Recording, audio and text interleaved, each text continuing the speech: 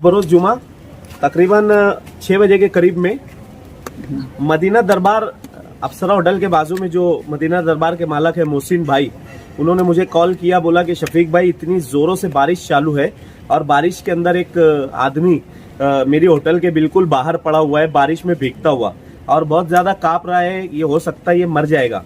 तो आप कुछ भी करके इसको अर्जेंट से अर्जेंट अगर इसको आपने हॉस्पिटल में एडमिट करा दिया तो इसकी जान बच सकती है।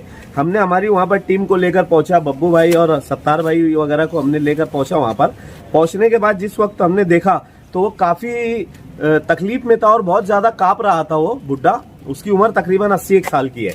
मैंने वहाँ से सिटी पुलिस स्टेशन के पीआई साहब को कॉल किया तो साहब ने बोला कि ठीक है आप लोग सिविल हॉस्पिटल लेकर पहुँचो और उसको वहाँ पर एडमिट कराओ। हम लोग जिस वक्त वहाँ पर पहुंचे, पहुंचने के बाद हमारा जो प्रोसीजर होता है, मैंने तुरंत 108 गाड़ी के ऊपर फोन किया। 108 गाड़ी के ऊपर फोन करने के बाद मैंने 108 के जो जिम्मेदार उन लोगों को लाइन पे लिया, तो उन लोगों ने डॉक्टर को लाइन पे लिया और लेने के बाद वो डॉक्टर से मेरी बातचीत हुई तो डॉक्टर ने मुझे बोला कि यार मैं 15 मिनट में वहां पर पहुंचता हूं।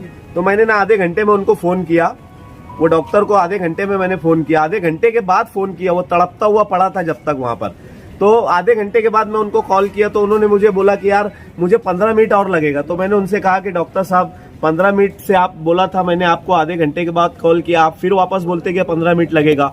तो डॉक्टर मुझे ये जुमला उधर से बोलते फोन के ऊपर कि अगर तुझे इतनी हमदर्दी है तो जाकर प्राइवेट गाड़ी कर ले और प्राइवेट गाड़ी में उसको छोड़ दे। हम लोग ऐसे ही चंदा करके लोगों की मदद करते, हमारे पास खुद पैसे नहीं रहते।